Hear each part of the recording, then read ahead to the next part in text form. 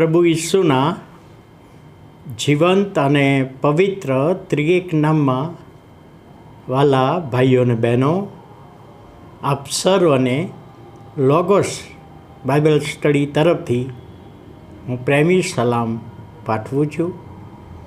આજનો દિવસ 18મી એપ્રિલ 2024 અને ગુરુવારનો આ નવો દિવસ આપણા જીવનમાં પ્રભુએ બતાવ્યો માટે પ્રભુનો ખૂબ આભાર માનીએ છીએ.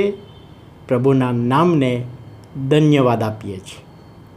આજનું પ્રોમિસ એ ગીતશાસ્ત્ર તેનો 22મો અધ્યાય અને 4th કલમ. ગીતશાસ્ત્ર 22 અને 4. તારા પર અમારા પિતૃઓએ ભરોસો રાખેલો અને તે તેઓને છોડાવ્યા. દાઉદ કહે છે, તારા પર, યહોવા પર અમારા પિતૃઓએ ઇબ્રાહિમ, ઈસાક ને યાકૂબના 12 દીકરા તેઓએ ભરોસો રાખેલો, તારા પર વિશ્વાસ રાખેલો અને તે એમને છોડાવ્યા. કેમ કે પ્રોમિસ કરેલું. હવે દાઉદના આ ગીતમાં પ્રભુ ઈસુ ખ્રિસ્તને જ્યારે વધસ્તંભે જડવામાં આવ્યા ત્યારે પ્રભુ ઈસુ ખ્રિસ્ત વધસ્તંભની 7 વાણી એમાંથી એક બોલેલા, હે મારા દેવ તે મને કેમ મૂકી દીધો છે. એ ભવિષ્યવાણી આ ગીતમાં છે. એટલે એનું બેકગ્રાઉન્ડ જોઈએ તો દાઉદ કબૂલ કરે છે કે અમારા પિતૃઓએ તારા પર ભરોસો રાખ્યો અને તે તેઓને છોડાવ્યા છે. એ વચન દાઉદ કબૂલ કરે છે કે અમારા પિતૃઓએ તારા પર ભરોસો રાખ્યો. મિસ્ર દેશમાં જ્યારે પ્રોમિસ આપવામાં આવ્યું છે ઇસરાયેલી પ્રજાને માટે, જો ઇસરાયેલી ઇતિહાસ જોઈએ તો યહોવાએ ઇબ્રાહિમ, ઈસાક અને યાકૂબને પ્રોમિસ આપેલું કે આ દેશમાં હું તમને લાવીશ, તમારા વંશજોને લાવીશ. એ પ્રોમિસ આપેલું. અને એ પ્રોમિસ જ્યારે યાકૂબના 12 દીકરા થયા અને પેલો દુકાળ પડ્યો, અનાજ લેવા માટે ગયા, એ આપણે આખી હિસ્ટ્રીની સ્ટોરી જાણીએ જ છીએ. અને મિસરમાં એ યાકૂબના 12 દીકરાથી આખી જે પ્રજા થઈ એ ઇસરાયેલી પ્રજા થઈ. અને એમને ફારૂન રાજાએ સતાવણી કરી. કેવી સતાવણી?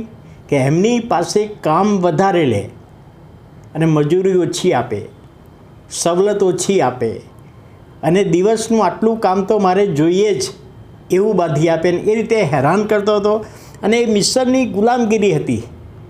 ત્યારે મિસરની ગુલામગીરીમાંથી યહોવાએ આ ઇસરાયેલી પ્રજાને છોડાવ્યા, કારણ કે ઇબ્રાહિમ, ઈસાક ને યાકૂબને યહોવાએ પ્રોમિસ આપેલું. કયું પ્રોમિસ? કે તારા વંશજોને હું આ દેશમાં લાવીશ, મિસરમાંથી છોડાવીશ, કનાન દેશમાં લાવીશ. અને એના માટે મૂસાને જે પાણીમાં મૂકવામાં આવ્યો ત્યાંથી એનો બચાવ કરવામાં આવ્યો. એટલે યહોવાએ મૂસાનો બચાવ કર્યો. એની પાછળનો હેતુ આ હતો કે મારી પ્રજાને છોડાવવા માટે એ આગેવાનને મારે એને બનાવવાનો છે. અને આગેવાન તરીકે એને બનાવ્યો, છોડાવ્યા. ઇસરાયેલી પ્રજાને છોડાવવા માટે જે યહોવાએ જે બતાવ્યું એ પ્રમાણે. અને દાઉદ કહે છે કે અમારા પૂર્વજો, પિતૃઓ મુશ્કેલીમાં હતા, મૂંઝવણમાં હતા, શારીરિક વેદનામાં હતા, ત્યારે તેઓને છોડાવ્યા. હવે એ કહે છે પ્રભુ ઈસુ ખ્રિસ્ત કહે, હે મારા દેવ તે મને કેમ મૂકી દીધો છે. એટલે ઇસરાયેલી પ્રજાનો એ અનુભવ હતો કે અમને ઈશ્વરે, યહોવાએ મૂકી દીધા છે, પણ વાસ્તવમાં મૂકી દીધા નહોતા. કહે છે ને તારા પર અમારા પિતૃઓએ જે ભરોસો રાખ્યો અને તેઓને છોડાવ્યા. તો અહીં આગળ છોડાવ્યા છે તો હવે મિસરમાંથી કનાન દેશમાં લઈ ગયા. મિસરમાંથી કનાન દેશમાં લઈ ગયા. અને અમારા પિતૃઓએ તારા પર ભરોસો રાખ્યો અને તેમને છોડાવ્યા. અને પ્રભુના વચન માટે, પ્રભુના આ કાર્યને માટે મૂસાને ઊભો કર્યો એ પણ જાણીએ છીએ.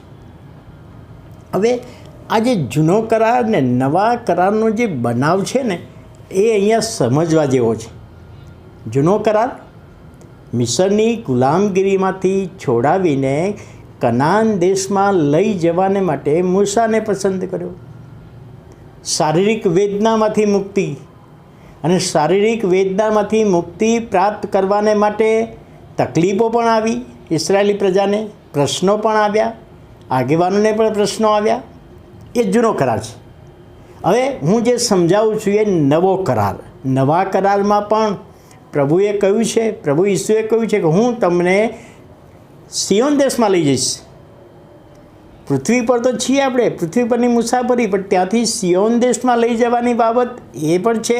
અને નવા કરારમાં શારીરિક વેદનાથી નહીં, પણ આત્મિક બાબતોથી, શૈતાનિક બંધનથી છોડાવીને હું તમને મારી પાસે લઈ જઈશ. એ બાબત અહીંયા સમજવાની છે.